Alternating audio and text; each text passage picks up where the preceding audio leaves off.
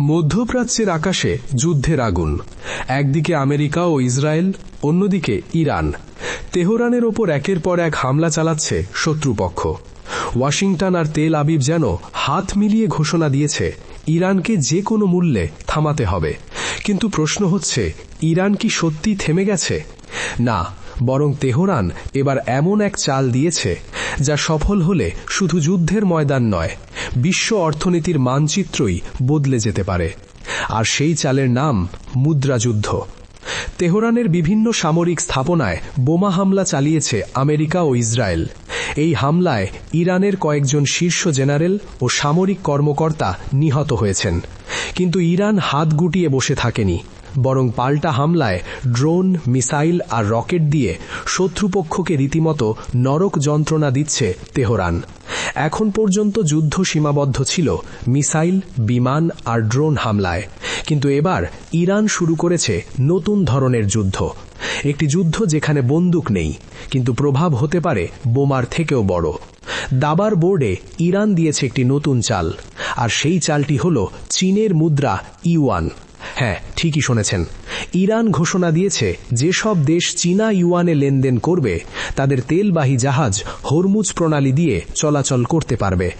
এই ঘোষণার পরই বিশ্ব রাজনীতিতে শুরু হয়েছে তীব্র আলোড়ন। কারণ হরমুজ প্রণালী বিশ্ব জ্বালানি বাণিজ্যের অন্যতম গুরুত্বপূর্ণ পথ। বিশ্বের প্রায় 20% তেল এই সরু জলপথ দিয়েই যায়। এখন যদি সেখানে ডলারের বদলে ইউয়ান চালু হয়, তাহলে কি হবে? এই প্রশ্নের উত্তর খুঁজতে হলে আমাদের যেতে হবে 1973 সালে। সেই সময় ইয়ম কিপ্পুর যুদ্ধের প্রেক্ষাপটে ওপেকের আরব দেশগুলো ইসরায়েল সমর্থনকারী দেশগুলোর বিরুদ্ধে তেল নিষেধাজ্ঞা দেয়। ফলে বিশ্বজুড়ে তেলের দাম 4 গুণ বেড়ে যায়। আর ঠিক সেই সুযোগেই মার্কিন যুক্তরাষ্ট্র করে একটি ঐতিহাসিক চুক্তি সৌদি আরবের সঙ্গে। সেই চুক্তিতে বলা হয়, বিশ্বের যে কোনো দেশ যদি মধ্যপ্রাচ্যের তেল কিনতে চায়, তাহলে মূল্য দিতে হবে মার্কিন ডলারে। এরপর থেকে বিশ্ব তেল বাণিজ্যের প্রধান মুদ্রা হয়ে ওঠে ডলার, আর সেখান থেকেই শুরু ডলারের বৈশ্বিক আধিপত্য। কিন্তু এখন সেই আধিপত্যকে চ্যালেঞ্জ জানাচ্ছে চীন। দীর্ঘদিন ধরেই বিশ্ব অর্থনীতিতে নিজেদের মুদ্রা ইউয়ানকে প্রতিষ্ঠিত করতে চাইছে বেইজিং। কখনো ব্রিক্স জোট, কখনো বিভিন্ন বাণিজ্য চুক্তি, সবখানেই চেষ্টা করেছে চীন, কিন্তু বড় কোনো সুযোগ পাচ্ছিল না। এবার সেই সুযোগ দিয়ে দিল ইরান যুদ্ধ। ইরানের নতুন এই ঘোষণা এক ঢিলে 2 পাখি মারার মতো।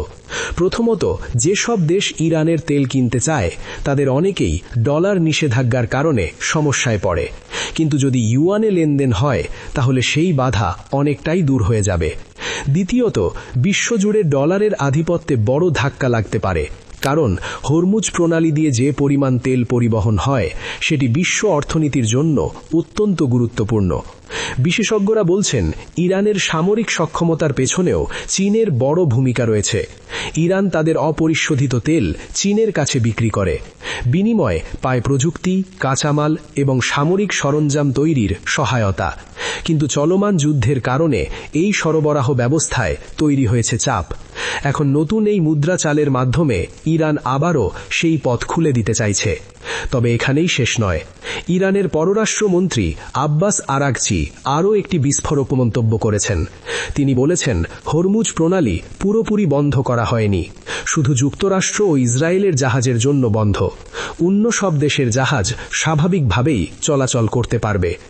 এই বক্তব্যের মাধ্যমে ইরান যেন পরিষ্কার বার্তা দিয়েছে, তাদের লক্ষ্য শুধু সামরিক প্রতিশোধ নয়, বরং অর্থনৈতিক ক্ষমতার ভারসাম্য বদলে দেওয়া। এখন প্রশ্ন একটাই, ইরানের এই নতুন মুদ্রাযুদ্ধের চাল কতদূর গড়াবে? যদি এই পরিকল্পনা সফল হয়, তাহলে দশকের পর দশক ধরে গড়ে ওঠা ডলারের একচ্ছত্র আধিপত্য প্রথমবারের মতো গুরুতর চ্যালেঞ্জের মুখে পড়তে পারে। আর সেই সঙ্গে বিশ্ব অর্থনীতিতে শুরু হতে পারে নতুন মুদ্রা যুগ। মধ্যপ্রাচ্যের যুদ্ধ এখন আর শুধু মিসাইল আর বোমার যুদ্ধ নয়, এটি হয়ে উঠছে অর্থনীতি, মুদ্রা আর বৈশ্বিক ক্ষমতার যুদ্ধ। এখন দেখার বিষয়, এই দাবার খেলায় শেষ হাসি হাসবে কে, তেহরান নাকি ওয়াশিংটন?